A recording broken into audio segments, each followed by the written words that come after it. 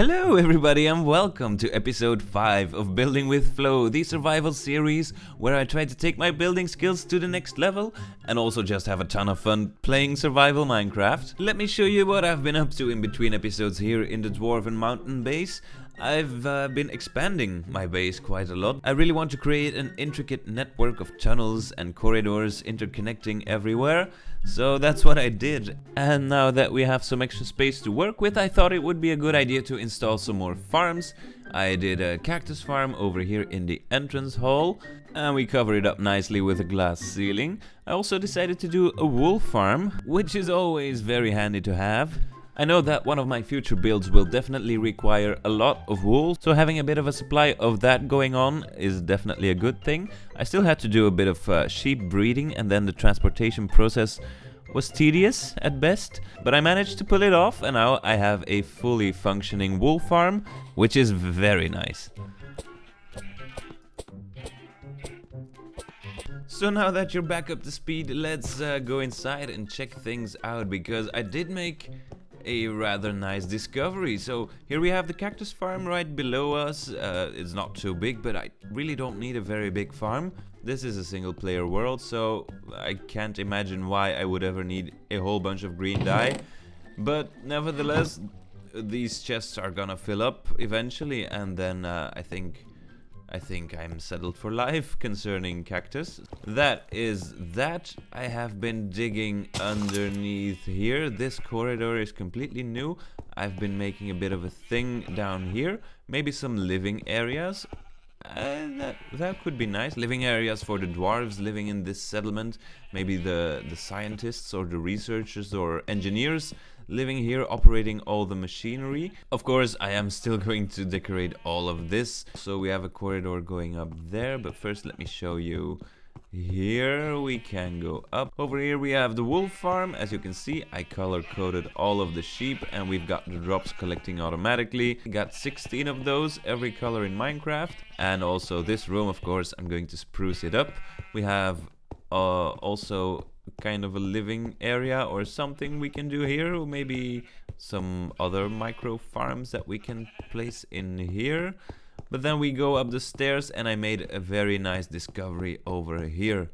This is a skeleton spawner right in our base. How nice is that? I already had a skeleton spawner, but that was way over in the distance, like near bedrock level. So this one is a lot more accessible to me, and I'm definitely gonna convert this spawner into a bone meal collection device where I can get bone meal and bows, of course, if I need to make dispensers. And I can also use this as an XP farm, as long as I don't really have a decent XP farm set up anywhere in the world. So this is super nice. Definitely gonna make work of this. And then to think that this was actually just, hang on, you can go outside through here, and if we look up, we're just underneath our dwarven tower. So I've been hanging around this spawner all this time without ever noticing it, but I'm super glad that I did find it. But oh boy, do I have problems. I'm stuck. I mean, look at this. I need to fix this, and that is what I am going to do this episode. Definitely this episode. First, before I can do anything else, basically, really, I need to do something about the storage situation that I'm having currently. So plans for today is definitely start working on some kind of an item management system, because if you look down here, I also have a bit of a chest monster going on, and also up here it's starting to spread slowly everywhere. So that's the goal for today, and let me show you my plans, because I have been thinking and planning. Hello you, let me just grab your pearl.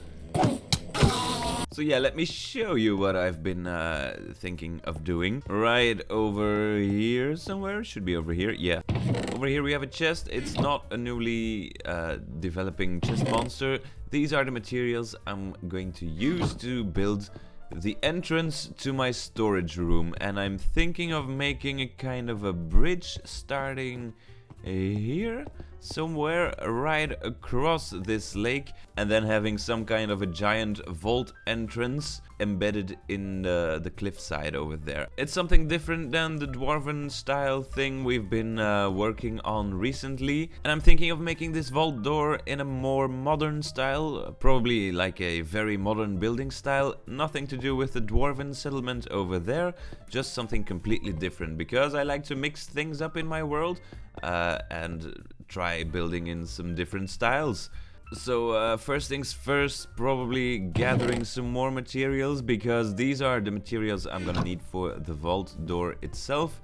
I haven't really thought of building the bridge, which is gonna be probably a pretty large bridge, probably the biggest one I ever built.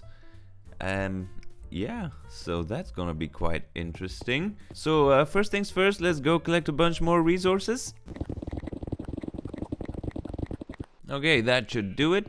Let's jump into a bit of a time lapse, shall we?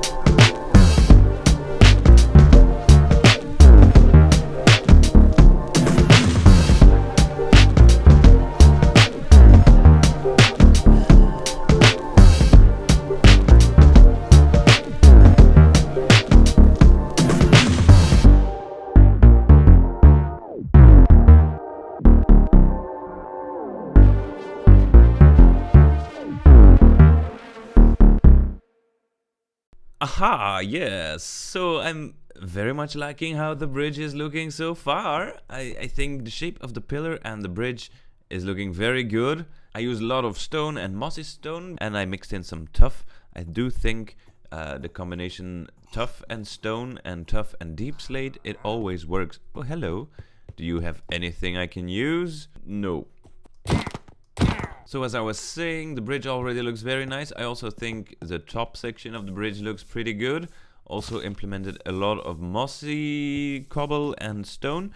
However, to finish it off, I still need to add in a bunch of greenery, extra moss and leaves, just to put around the pillars and hanging off the bottom of the bridge. So that's what I'm gonna do right now, and then I think the entire bridge section of this build will be finished. I think I already got some bushes over here. Indeed I do. Also, let me just tell you that I think it's a great addition that you can now waterlog leaves. Love it. Ooh, yeah, I think that looks very nice. Okay, I'm gonna do it like that for the whole bridge. Not too much, just maybe a bit less than what I did here. Just here and there some patches of leaves and moss creeping up on the bridge. Let's do that. Okay, so far for the bridge section of the build. Now let's move on to the second part, which will be the vault gate. The vault door, the giant vault door embedded in the cliffside. Let me just try to get up here. As I was saying, vault door is gonna come right at the end of the bridge over here. I think I might have to do a little bit of terraforming. No, I think I better build the thing first and then afterwards make the terrain fit the thing. Alright, yeah, that's how we're gonna do it. However, I am kind of having second thoughts about the leaves on the bridge now.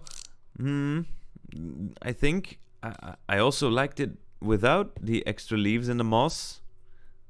What would you do? Let me know down in the comments, because I honestly don't know. I'm gonna leave it for now because I spent quite a lot of time putting all the leaves there. Is it me, or can you not make a deep slate button? Turns out you can't. Well, blackstone buttons it is. But I feel like deep slate buttons should be a thing. But without any further ado, let's get this vault door under construction.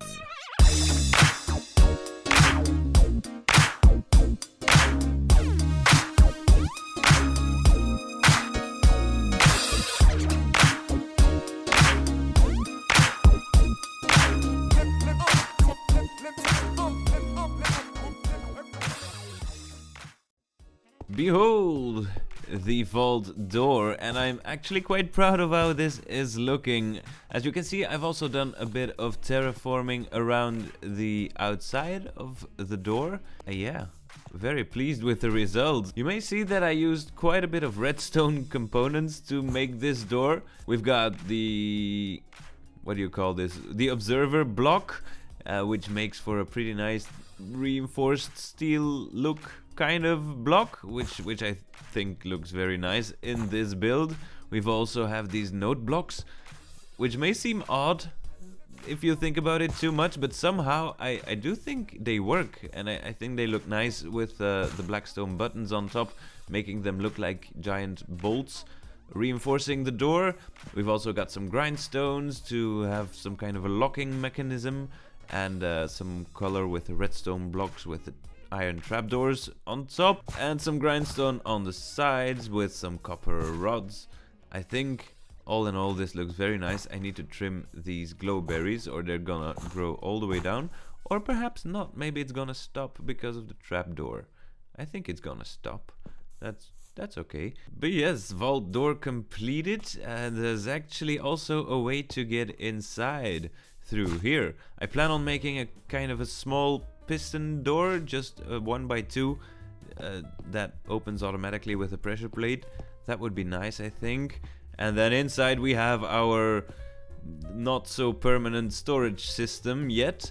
This is temporary. I did already start moving in a whole bunch of blocks from my dwarven base, from the developing chest monsters. But yeah, already a lot of these chests are getting quite filled up, especially the stone and the cobblestone stuff. And I haven't even moved in my main storage in here, so that's gonna be a problem unless that I start working with shulker boxes. This seems like a good reason to maybe think about going to the end, who knows? But for now, this is going to be my main storage. This is the inside of the vault door. I may decorate it also on the inside, so that in the future, when we're going to make a proper storage vault over here, yeah, make it look nice, definitely. But to do this kind of project, digging a whole lot of stone, probably this is inside a complete mountain, and I plan to hollow it out and install my storage system there. I'm definitely gonna want to use a beacon in order to do that, because that's a very big digging project. I've done bigger, but still, a beacon is probably required. If we have a look at it from a distance, it also looks pretty nice with a bridge. I love this build. And I also did a bit of a thing over here. I made a secondary entrance to the dwarven base, a back door if you will, and this connects up to this area over here where we have the skeleton spawner, soon to be transformed in a worthy XP farm. Probably going to do that off camera.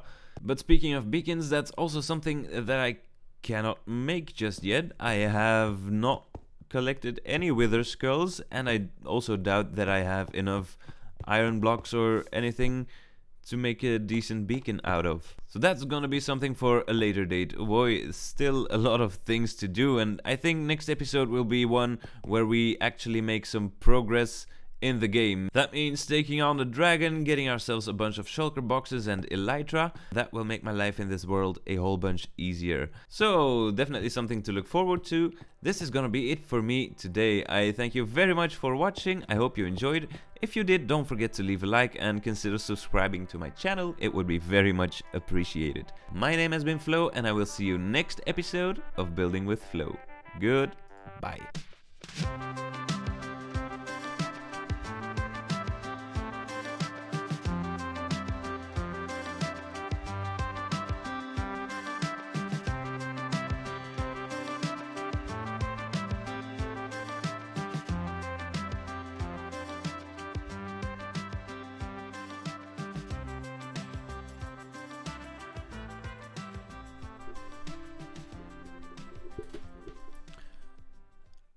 Oh yeah, I almost forgot. There's one more thing I'd like to show you, and that is the world seed for this magnificent world. There you have it, as well as the coordinates to our base. That should you ever be interested in building in this world yourself. There you go. Hope you enjoy it.